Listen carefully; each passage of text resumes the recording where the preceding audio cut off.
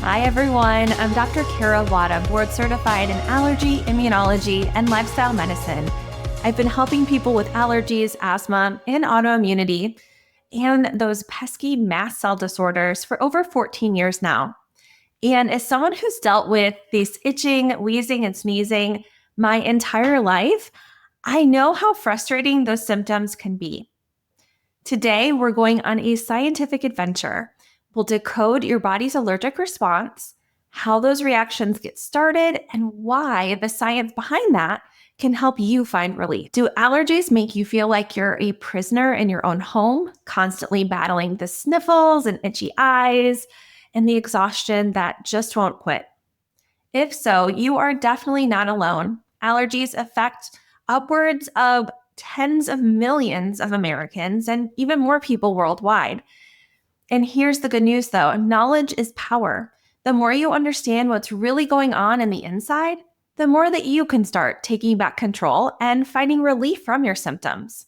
Allergies occur when your immune system or your body's defense force mistakes something relatively harmless like pollen, pet dander, or a bee sting for a dangerous invader or an infection. It is like a security system that is malfunctioning and setting off alarm bells when there's no real actual threat. The allergic cascade is a chain reaction, and here's the play-by-play of what happens in an allergic reaction. And this is the overview. So when your body has seen an allergen before, a pollen, a pet dander, or a bee sting, you are then exposed to that allergen for at least the second time. Your body has to have seen that allergen before, typically, to have a memory to it. And when you encounter that trigger, when you breathe in the pollen, that pet fur irritates your skin, or you get a sting, your body then is exposed again to that allergen. If you have made allergic antibody or an allergic memory to that allergen, you have IgE antibodies, and this signals the alarm. Your immune system has produced these special antibodies called IgE, and they are specific to that allergen. They're like little homing missiles primed and ready to attack or to recognize that allergen on a subsequent exposure. These IgE molecules or antibodies are attached to mast cells. These mast cells are like little border guards. They contain substances like histamine and tryptase and other proteolytic or protein breaking down enzymes that are ready to be activated when they are triggered. They're like little grenades inside of these cells. And when the allergen enters again, it binds to the IgE antibodies, and this sets off the chain reaction in activating mast cells. Now, if you want to learn more about mast cells, make sure to tune into my prior episodes on mast cells, because IgE is one trigger to mast cell, but there are many other different ways these mast cells can get triggered.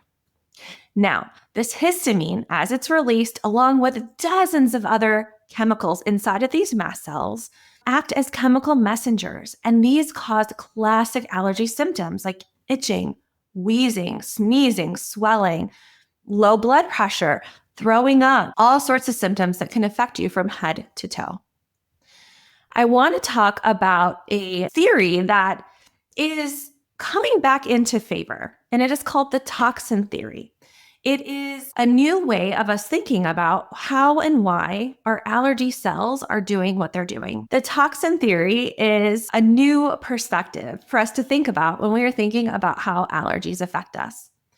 We used to think that allergies evolved primarily to protect us from parasites and worms, and that is very true. And while this might be part of the story, it doesn't explain the entire picture. The Toxin Theory is changing how we view the allergic response and adds some additional clarity and understanding to how these cells might be responding and why they're responding as they do. So here's a fascinating story. Did you know that the discovery of anaphylaxis, that severe life-threatening allergic reaction, actually came during the research on toxins? There are scientists who were trying to develop a vaccine for the Portuguese man of war, those jellyfish-like creatures with a nasty sting. And, back in the 1800s, they injected dogs with small doses of that toxin. And when they re-exposed the same dogs to even smaller amounts of that toxin, they had a sudden, severe, and unexpected reaction that was well beyond what they would have expected from just the toxic aspect of that exposure. They had anaphylaxis. It turns out those allergens often have toxic components that will trigger this immediate immune response and have primed the immune system to recognizing it as a problem and creating memory, allergic memory to those toxins. This also falls into play with the role of our nerves. So our mast cells do play a critical role, but they are not the only aspect that is triggering this response. And our nervous system is really key in our understanding of what is going on too. Remember that bee sting story I shared in the earlier video? If not, we'll link to that below. But some of the same principles apply to other allergens too. Your nerves are sensory pathways, and they often are the very first thing to detect the allergen, even before the IgE molecules have attached to that allergen and triggered those mast cells. And this is how they can send out those itch signals. Those nerve endings aren't just detecting allergens, they're talking to the mast cells, and they are communicating through special messengers called neuropeptides, something like substance P, which is known to activate mast cells. This is a really fascinating and active area of research within the field of allergy and immunology, and I can't wait to continue to learn more, especially as we think about the role of small fiber neuropathy and Sjogren's and mast cell disorders and some of these different conditions that tend to travel together, and we don't understand why or how yet. This may provide an avenue for us to better understand what is going on and help people have relief from these really, really bothersome and sometimes life-threatening symptoms. So the question is, why aren't we all allergic? If we all have these nerves, we all have mast cells, we're all exposed to pollens and dust mites and pet dander from time to time. Why aren't all of us becoming allergic? Thank goodness we're not, right? If our nerves and our mast cells are so quick to react, why don't we develop allergies to everything we encounter? And we've learned that there are a special type of T cell called gamma delta T cells that are likely contributing and playing a role in this decision making. These specialized immune cells live in our skin, and they release a cytokine called interleukin 33, which can influence how sensitive our nerves are to allergens. Again, these cells act like gatekeepers, regulating that initial response. The types of bacteria that live in us and on us, our microbiome, can impact the activity of these gamma delta T cells too. And so this might explain why when we have disruptions in our microbiome, in our gut, in our skin, antibiotics, for instance, or in eczema, where the skin has some changes to the microbiome, that this can increase the risk of allergies. So these are a relatively new type of cell that we've discovered. There is still a lot of research that needs to be done, but fascinating and just opens up immense doorways and opportunities for us to think about other treatment strategies. So what does all of this mean for you? Well, first and foremost, hydration is key.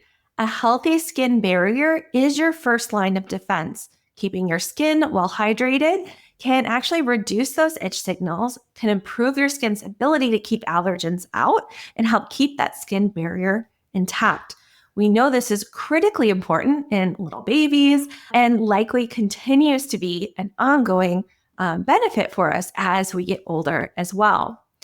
So we think about hydration, we can use different lotions and potions, but generally some tips I share: taking a cool or warm bath, and then locking in that moisture by just blotting off with a towel, putting on a nice thick emollient or moisturizing lotion. Usually something you can scoop out of a tub is going to be more moisturizing, and doing that on a regular basis can be really helpful. We also want to love our gut.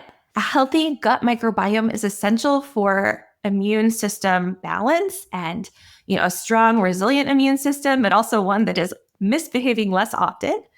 And the best way we can do that is to focus on a colorful, diverse diet rich in whole foods. So things that look and smell and taste like they grew. Lots of plants, a nutrient-dense diet, lots of resources on what that looks like, how we can do that in prior episodes on the channel too. So I'll share a little bit about my story. Just like many of you, I have struggled with allergy symptoms since childhood. And interestingly, I'm not technically allergic. When I do allergy testing, I don't make much IgE, but I do get itchy, wheezy, sneezy, and congested very easily.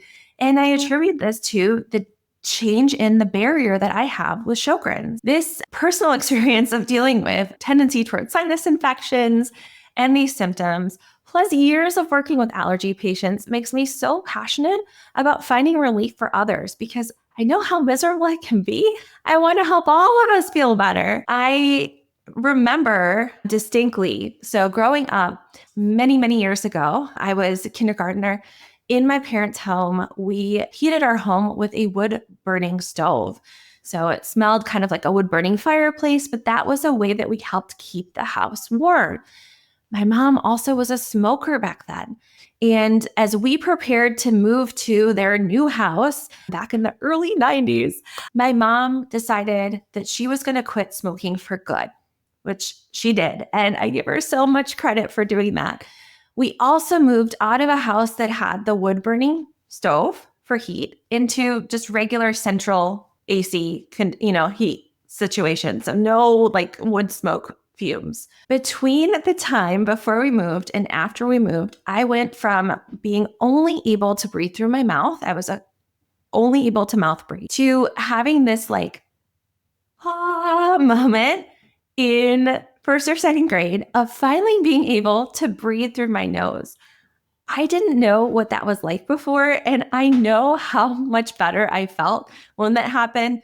It left such an impression that, 30 and change plus years later, I still remember how good that felt. And I remember that every time I get a cold and I'm stuck breathing through my mouth, how miserable it is. That really drives me to help improve your symptoms. I know how bad it is. Finding relief, though, is a journey. Knowledge is power. Knowing what your triggers are, knowing what's driving that inflammation, that swelling, the excess mucus production in your sinuses is really helpful in understanding what are going to be the most effective solutions.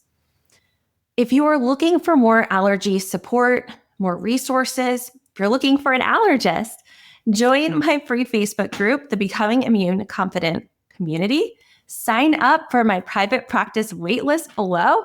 I am working on getting licensed in more states so that I can reach you through the power of technology and help you on your journey to feel better. And tune in to all the details in the description below. Make sure to subscribe, share this with a friend if you found it helpful, and drop your questions below. Last but not least, don't let allergies control your life. By working with a knowledgeable, board-certified allergy immunology doc, you can create a personalized plan and find relief. What questions do you have about allergies? Share your thoughts and experiences in the comments below. And don't forget to subscribe for more videos like this.